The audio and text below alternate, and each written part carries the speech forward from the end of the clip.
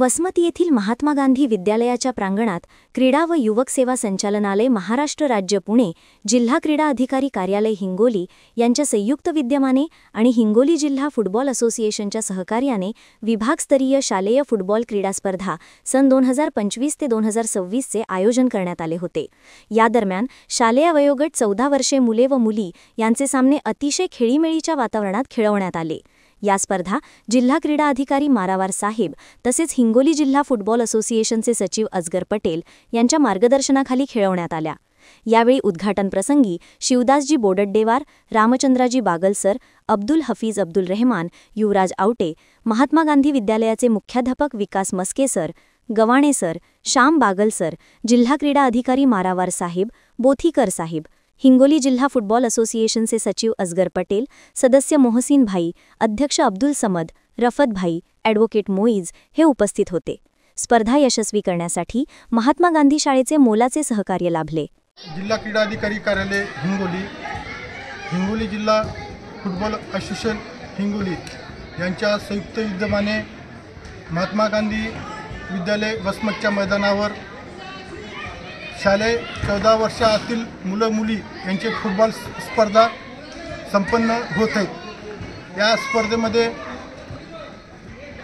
छत्रपती संभाजीनगर विभाग अंतर्गत छत्रपती संभाजीनगर ग्रामीण, छत्रपती संभाजीनगर शहरी, बीड, जालना, हिंगोली, परभणी ग्रामीण व परभणी शहर असे 7 मुलींचे संघ आणि मुलांचे संघ इथं पार्टिसिपेंट केलेले आहेत। आता या स्पर्धेमध्ये विजेता संघ राज्यस्तरीय शालेय फुटबॉल स्पर्धेमध्ये पार्टिसिपेट होणार आहे। आजचे जे मॅचेस आम्ही खेळले गेले हे मॅचेस हिंगोली जिल्हा फुटबॉल असोसिएशनचे सचिव श्री अजगर पटेल यांच्या संघटनेच्या तांत्रिक सहकार्याने खेळवले गेले। आजच्या स्पर्धा निपक्षपातीपणाने खेळवले गेले।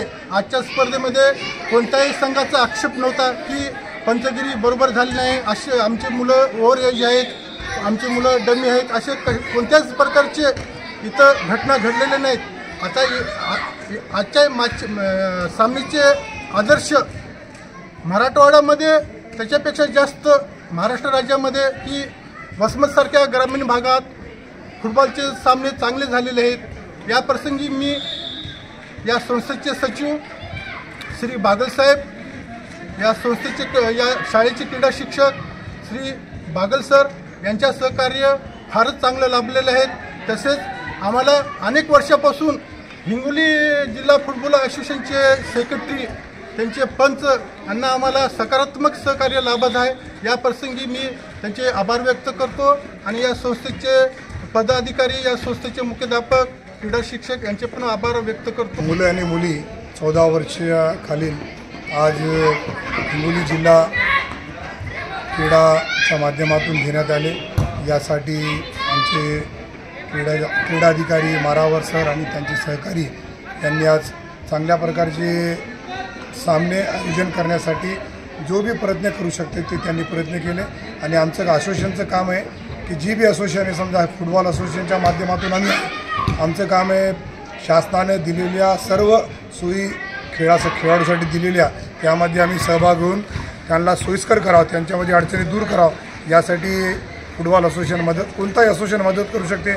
यामुळे फुटबॉलचे सामने होते, त्यामुळे आम्ही आमच्या असोसिएशनच्या मार्फत सरांनी आम्हाला जे बी सांगितलं पंचांना नियुक्ती करायचं, ग्राउंड तयार करून द्यायची, खेळाडूंना काही अडचण असते त्यांना मार्गदर्शन करायचं, ते आम्ही त्यांच्या मार्गदर्शनात केलं।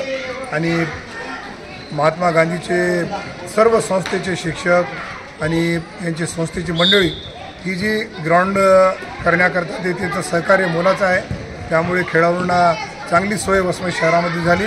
आणि आमचे मारावर सर यांची जी टीम आहे त्यांच्या माध्यमातून पूर्ण खेळात असोसिएशनच्या माध्यमातून कबड्डी, खो खो, व्हॉलीबॉल जितके बी टुर्नामेंट होतात, कमीत कमी 90 खेळ आहे असोसिएशनला आमच्या क्रीडाधिकाऱ्यांच्या मार्फत 90 खेळ राबविण्यात येतात।